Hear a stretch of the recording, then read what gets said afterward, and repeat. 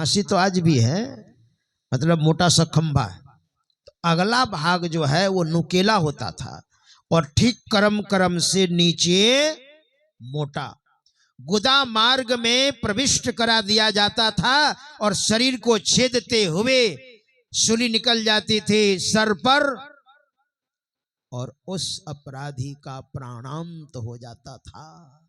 बहुत कष्ट से प्राण निकलते थे, तो उसको हटा दिया गया, उस प्रावधान को, सूली की सजा को हटा दी गई, अब फांसी रह गई है। इस तरह से तो संत कबीर साहब क्या कहते हैं, कबीर दर्शन साधु के बड़े भाग दर्शाए। साधु महात्मा की सन्निधि में, सत्संग में गुरु के प्रति श्रद्धा अगर आप रखेंगे तो जो हो वे सूली सजा, तो कांटे ही टल जाए, कांटा चुभ करके और खत्म हो जाएगा, वो कट जाएगा, है ना। और नहीं रखते हैं श्रद्धा तो पूरी सूली होगी फिर, है ना। इसलिए आप डरिए मत, भयभीत मत होइए। इसलिए महाभारत में कहा वैशंपायन ऋषि थे, है ना। और जन्म जैसे कहते हैं निद्रा तंद्रा भयम, डरिए नहीं। अब साधना कर रहे हैं और आप डर रहे हैं, डरिएगा तो काम नहीं चलेगा, है ना। बस यही समझिए कि जाको रक्षक केशो ताको कौन अंदेशो, है ना। मारने वाला है भगवान, बचाने वाला है भगवान। बाल न बांका होता उसका, बाल न बांका होता उसका, रक्षक दया निधान। मारने वाला है भगवान, बचाने वाला है भगवान। फिर देखिएगा, है ना।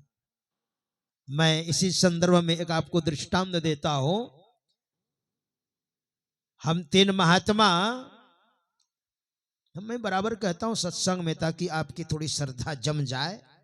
हम तीन महात्मा नौगछिया स्टेशन से ट्रेन पकड़कर इलाहाबाद जा रहे थे।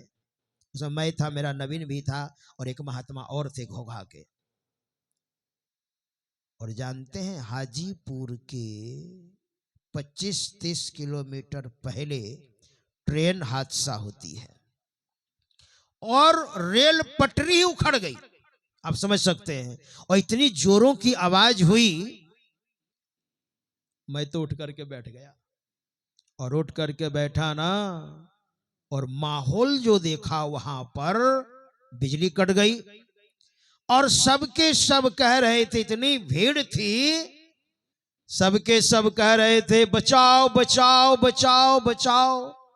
और मुझे समझने में देर नहीं लगी, अब तो यहां कोई नहीं बचेगा, सब के सब पीस बन जाएंगे। अब ट्रेन हादसा हो गई है तो बचेगा कोई। और इन आंखों से देखेंगे, हाथ कट रहे हैं, पैर कट रहे हैं, अंग प्रत्यंग कट रहे हैं, शरीर कट रहा है, इन आंखों से हम देखेंगे। अब यहां बचाने वाले कौन हैं? लोग कह रहे थे बचाओ बचाओ, अरे जिसको तुम लोग कह रहे हो बचाओ वो भी मरने वाला है क्या? सब तो ट्रेन में ही है, कौन बचाएगा? और इतनी स्पीड थी, 107 किलोमीटर प्रति घंटा के रफ्तार में ट्रेन चल रही थी। अब कहिए महाराज आपको कैसे पता? दूसरे दिन अखबार में निकला, जो पढ़ा था। एक स्टेशन से गाड़ी निकली और दूसरे स्टेशन पहुंचने के पहले एक्सीडेंट किया, तो वो रेलवे डिपार्टमेंट के जो कर्मचारी थे उसने पत्रकार से कहा, और पेपर में निकला था, 107 किलोमीटर प्रति घंटा के रफ्तार में कितनी स्पीड थी ट्रेन। और मेरे मन में हुआ अब यहाँ बचाने वाला कोई नहीं, लेकिन हमारे गुरु महाराज तो पांचों तत्व में है। देखिए इसलिए सत्संग की बड़ी आवश्यकता है। बार बार सत्संग सुनिए आप। सत्संग कोई बड़ा और छोटा नहीं। हजारों के बीच में ये बात कहता हो, लाखों के बीच में ये बात कहता हो, और सैकड़ों के बीच में भी कहता हो, 50 भी रहेंगे संख्या में तो वही बात कहता हो। ज्ञान को समझिए, बार बार सुनिएगा तो मानस पटल में बात बैठी रहेगी तो बड़ा काम होगा आपका।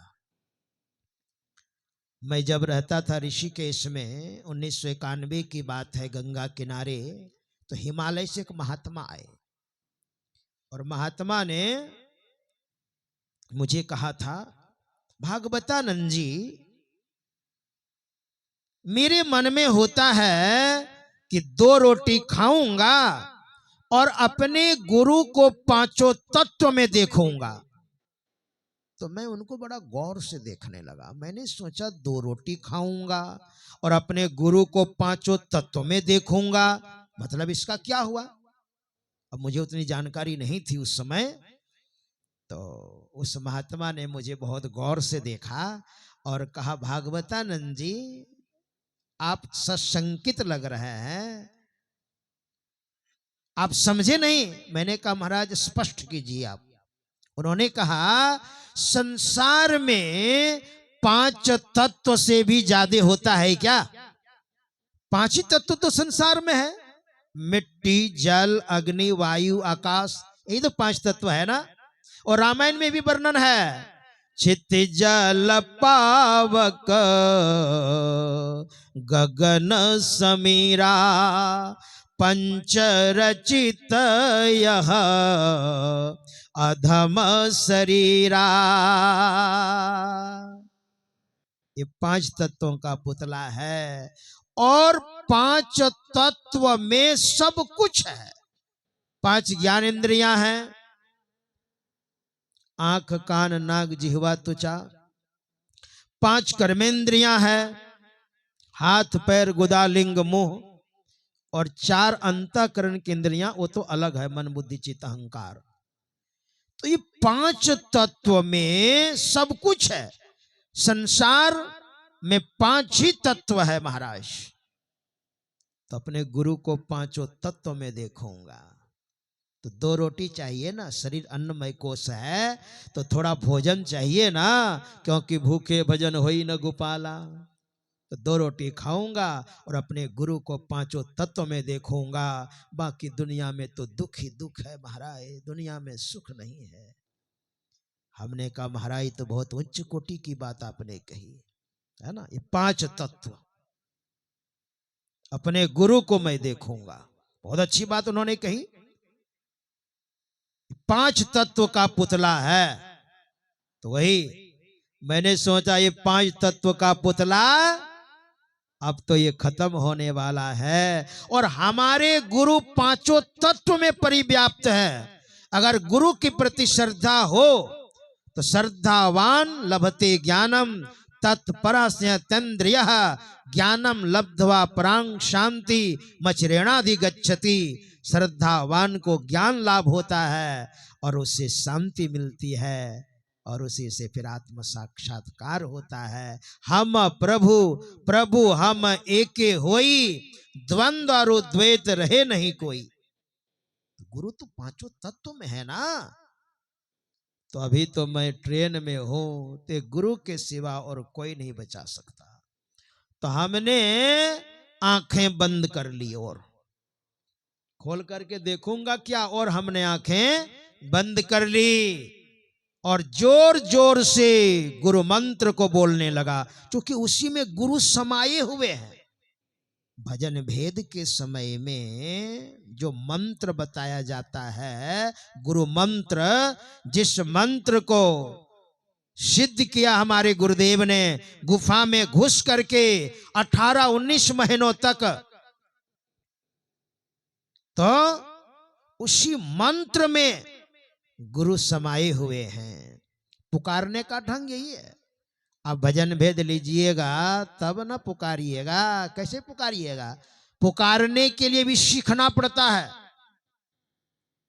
तो उस गुरु मंत्र को मैं जोर जोर से बोलने लगा। देखिए ये ज्ञान कहां से हुआ था? सत्संग का ज्ञान है ना, सत्संग से सीखा था। अध्ययन करना भी सत्संग है। महापुरुषों की सन्निधि में बैठ करके सत्संग श्रवण करना भी सत्संग है। अच्छी संगति भी सत्संग है, और व्यवहारिक जीवन में इसको ढालना ये भी सत्संग है। हमारे गुरुदेव पांचों तत्व में है।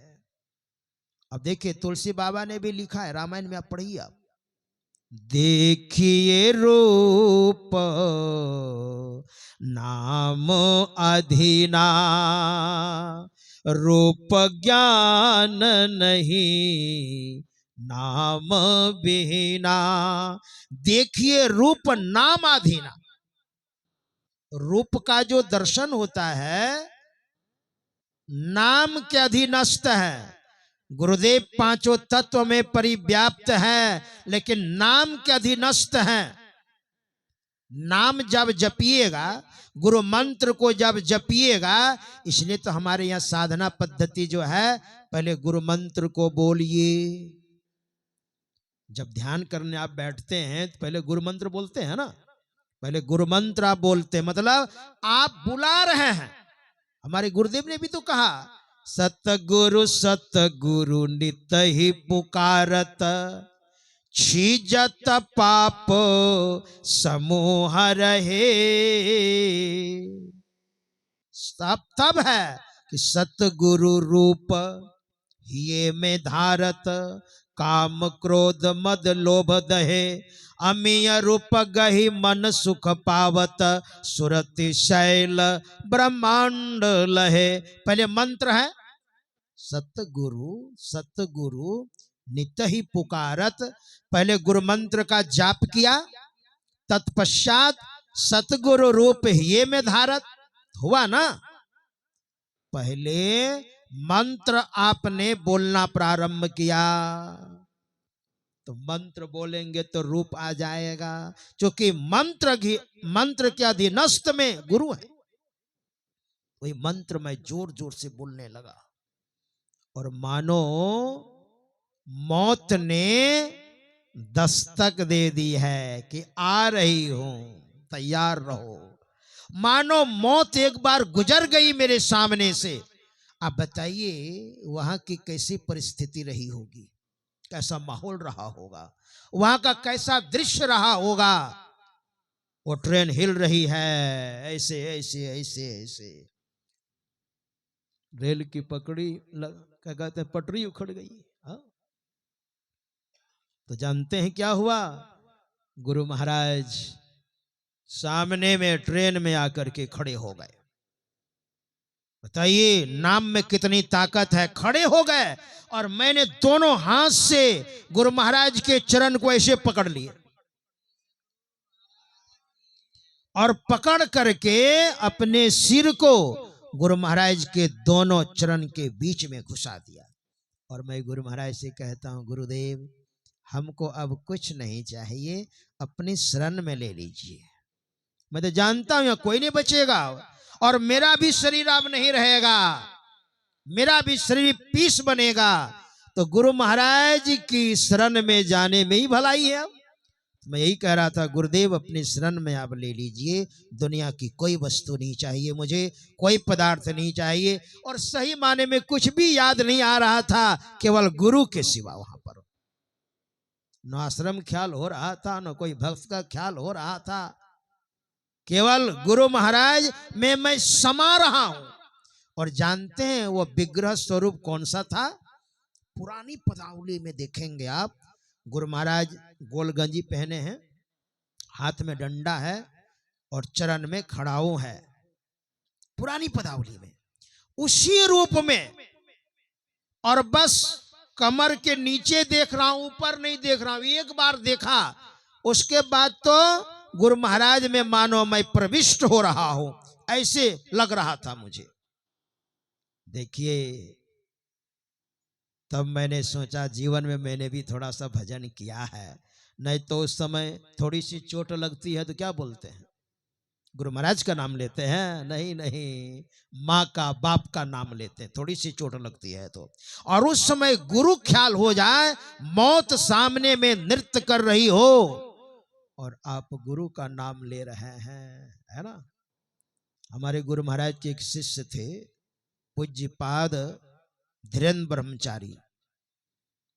उन्होंने मुझे सुनाया था, धीरेन्द्र बाबा ने, कि एक भक्त राजस्थान का एक परिवार उनको ले जा रहे थे तीर्थाटन करवाने के लिए। जाने की इच्छा उनकी नहीं थी तो ले जा रहे थे। जानते क्या हुआ? रास्ते में बस पलटी खाई। उन्होंने मुझे सुनाया था 1991 में ऋषिकेश में। और बस जो पलटी खाई तो सबके सब कह रहे थे बचाओ बचाओ बचाओ। तो मैंने कहा बाबा आप क्या कर रहे थे? कहा मैं तो गुरु महाराज को पुकार रहा था और मैंने भी आंखें बंद कर ली और जोर जोर से पुकार रहा था। गुरु महाराज ने उनको बचा लिया। और एक 7 बरस की बच्ची, जो बच्ची गले में चिपट गई, ये जो भजन गाते थे बस में बैठ करके ना, तो वो बच्ची सुनती थी। तो कहा कोई नहीं बचे उस बस में, बस भी नहीं बची, पुर्जा पुर्जा हजारों फीट नीचे। लेकिन गुरु का नाम में वो ताकत है जो मैं बच गया और कोई नहीं बचे। और जब वहां से आए ना तो ऋषिकेश आश्रम में, कहते हैं यमराज जो है ना वो बार बार आ जाता था, यमराज।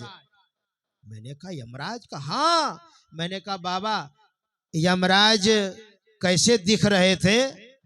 अरे भैंसा पर बैठा था, मुदगर लिया हुआ था, एक हाथ में पास था और मेरी ओर आकाश से आता था ऐसे। तो मैंने कहा फिर आपने क्या किया? कहा मैं गुरु मंत्र को जोर जोर से बोलने लगा। और जोर जोर से गुरु मंत्र जब बोलता था तो वो भाग जाता था, और जब छोड़ देता था तो फिर धीरे धीरे धीरे मेरे सामने में आ जाता था। तो मैंने कहा फिर आपने क्या किया? का फिर रात दिन गुरु मंत्र का जाप मैं करता रहा और भागा तो भाग ही गया हो, फिर आया ही नहीं। तो मुझे लगा कि गुरु महाराज ने महर्षि में पदावली में जो लिखा है गुरुदेव ने कि भज मन सतगुरु दयाल काटे जम जाला, भज मन सतगुरु दयाल, है ना, जम का जाल काट देंगे। इसलिए डरने की क्या बात है? निद्रा तंद्रा भयम क्रोधम,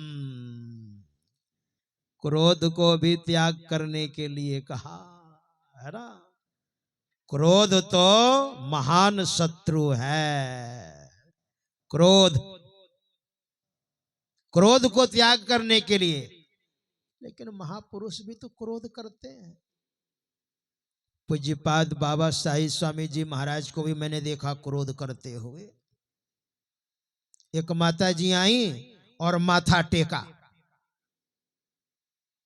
और माथा टेका ना तो बहुत जोर से बिगड़े। वो माता जी भागी बाहर। हम लोग बहुत सारे महात्माओं बैठे थे वहां पर चित्रकूट में 1992 में। मैं रहता था उस समय हिमालय तरफ। तो बहुत जोर से डांट लगाई, वो माता जी भागी। और जब माता जी भागी ना तो खूब जोर से ठहाका मार करके हंसने लग गए बाबा। हम लोगों को बोलने लग गए, बहुत सारे महात्मा थे। कहा अगर नहीं बिगड़ता ना तो हम लोग जो अभी बातचीत कर रहे हैं वो डिस्टर्ब करती अभी, इसलिए बिगड़ा तो भाग गई और हंसने लग गए। मतलब बनावटी क्रोध, जिसने क्रोध को वश में कर लिया है। निद्रा तंद्रा भयम क्रोधा आलस्यम दीर्घ सूत्रता, आलस्य का त्याग। नींद तो टूट जाती है ना, नींद तो टूट जाती है भोर को, मगर आलस में पड़े रहते हैं, ठंड है अच्छा निकलेंगे, रिजाई के अंदर कंबल के अंदर पड़े रहते हैं। अरे वहीं पर थोड़ा सा कुल्ला उल्ला करके फ्रेश होकर के बैठ जाइए, और नहीं मन है थोड़ा कुल्ला उल्ला जरूर कर लीजिए, नहीं तो आलस से फिर आ जाएगा, और बैठ जाइए। संत मत की साधना बहुत सरल है। बिंदु ध्यान विधि, नाद ध्यान विधि, सरल सरल जग में परचारी, प्रातः स्नानोपि वासादि काय क्लेशांश वर्जयेत। प्रातः स्नान उपवास आदि में काया में क्लेश होता हो तो हमारे महापुरुष कहते हैं इसको त्याग दीजिए। कोई जरूरी नहीं है कि स्नान करना ही है, हाँ आलस्य को थोड़ा त्याग करना पड़ेगा, बैठ जाइए ध्यान करने के लिए। आलस्यम और दीर्घ सूत्रता, दीर्घ सूत्रता का मतलब हुआ अच्छा करेंगे, है ना, कल करेंगे परसों करेंगे, आज कहे मैं काल भजूंगा, काल कहे फिर परसों, और इतना जल्दी क्या पड़ा है, अभी जीना है बरसों, अभी तो बहुत जीना है, हड़बड़ किया है, नहीं नहीं, इसी कहते हैं दीर्घ सूत्रता। जबकि कहा है शुभस्य शीघ्रम, शुभ काम को जल्दी करो, इसी को दीर्घ सूत्रता कहा है। शुभ काम को जल्दी प्रारंभ कर दीजिए आप। ये 6 अवगुण है, इसको त्याग करने के लिए कहा है ना। मनुष्य में आप आए हैं तो नरक से आए, 84 लाख प्रकार के शरीरों में से सबका संस्कार लेकर के हैं, तो यही 6 अवगुण आपके अंदर दिखाई पड़ेगा। और दूसरा, स्वर्ग से आए हैं, गुरु से दीक्षा लेकर भजन ध्यान करते हुए जितना बन पड़े, है ना, जल्दी कीजिएगा, अधिक कीजिएगा तो मानो एक्सप्रेस में बैठे हैं, और थोड़ा थोड़ा कीजिएगा तो लोकल पैसेंजर में बैठे हैं, लेकिन पहुंचिएगा, देर से पहुंचिएगा लेकिन पहुंचिएगा जरूर, है ना।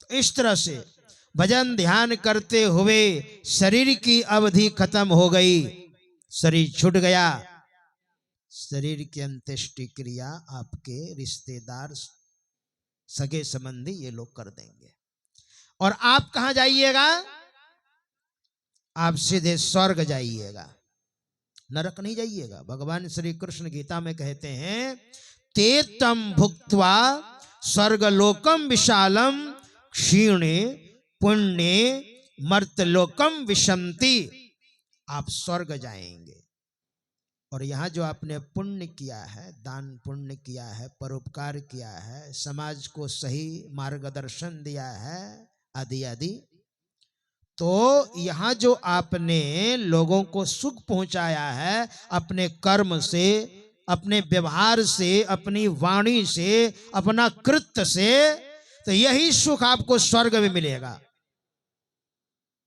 इसके बाद वहां से आप आइएगा क्षीणे पुण्य मर्तलोकम विशंति, और यहाँ पर श्रीमान के यहाँ पवित्र कुल में अथवा योगी के कुल में आपका जन्म होगा, तो हो गया ना, इस स्वर्ग से आना हुआ। और 84 लाख प्रकार के शरीरों में घूमते फिरते जो आए, परमात्मा ने एक बार कृपा करके मनुष्य का शरीर प्रदान कर दिया। कब हुक करी करुणा नर देही, देत ईस बिनु हेतु स्नेही, दोनों मनुष्य के शरीर में ही है। एक नरक से आए हैं, एक स्वर्ग से आए हैं। तो कौन नरक से आए हैं और कौन स्वर्ग से आए हैं, पता चला लीजिएगा। पता आपको चल जाएगा कैसे, तो हमारे महापुरुषों ने थर्मामीटर दिया है। जो नरक से आए हैं उनका 6 चिन्ह है। गर्गाचार्य जी महाराज ने बताया है, भगवान श्री कृष्ण के जो कुल गुरु थे गर्गाचार्य जी महाराज, वो कहते हैं उसका 6 लक्षण है। संक्षिप्त में कहा, जो नरक से आए हैं सरोक्ता रोग के सहित, साधु जनेशु बैरम साधुओं से बैर करेगा, परोपतापो दूसरे को दुख देने में तत्पर रहेगा, द्विज वेद निंदा सत्संगी वेद की निंदा करने वाले, अत्यंत कोपः स्वाभाविक रूप से वो क्रोधी होगा, कटुकाच वाणी वाणी कर्कशा होगी, नरस्य चिह्नम नरकागतस्य, गर्ग संहिता में कहते हैं ये 6 लक्षण नरक से आए हुए और स्वर्ग से आए हुए। यहां से स्वर्ग, स्वर्ग से यहां जो आए कहते हैं चत्वारि चिह्नानि वसंति देहे, 4 चिन्ह हैं उनके व्यवहार में। क्या क्या? तो कहा दान प्रसंगो मधुराच वाणी, देवार्चनम ब्राह्मण तर्पणम च। दान प्रसंगो, गरीब आदमी है, धन नहीं है, लेकिन देने का बड़ा मन करता है। सत्संग में, सत्कार्य में, साधु महात्मा जो भजन ध्यान करते हैं उनमें उनको, मतलब इस तरह से दान प्रसंगो मधुराच वाणी, वाणी को परिमार्जित करके बोलेंगे, मधुराच वाणी। देवार्चनम, जो देवता स्वभाव के हैं, साधु स्वभाव के हैं, उनकी पूजा करने वाले होंगे। और चौथा कहा ब्राह्मण तर्पणम च, ब्राह्मण से तात्पर्य है यहां पर ब्रह्म जानाति ते ब्राह्मणः, जन्मना जायते शूद्रः, संस्काराद् द्विज उच्यते, जन्म लेते सब शूद्र होते हैं, संस्काराद् द्विज उच्यते। और जब संस्कार किया जाता है, 16 संस्कार हमारे यहाँ है, गर्भाधान से लेकर अंत्येष्टि क्रिया पर्यंत 16 संस्कार हैं। जब उसको संस्कार किया जाता है बालक को, तो द्विज संज्ञा होती है। जन्मना जायते शूद्र, संस्काराद् द्विज उच्यते, वेद पाठी भवेद विप्रः, और वेद पाठ करने के लिए जब वो सीख जाते हैं तो विप्र कहलाता है। और जिसने परमात्मा को प्राप्त कर लिया अथवा परमात्मा को प्राप्त करने के लिए चले हैं, ऐसों की पूजा करने वाले, ये 4 लक्षण हैं जो स्वर्ग से आए हैं। अब ये थर्मामीटर हमारे महापुरुषों ने दे दिया है, अब लगा लगा करके देखिएगा समाज में कौन कहां से आया है। तो जिस बच्चे के जन्म पर सत्संग हो रहा है, ये भी स्वर्ग से ही आए होंगे, तभी ना सत्संग हो रहा है, नहीं तो पार्टियां चलती। फिर क्या पार्टियों में क्या क्या चलता आपको पता ही है।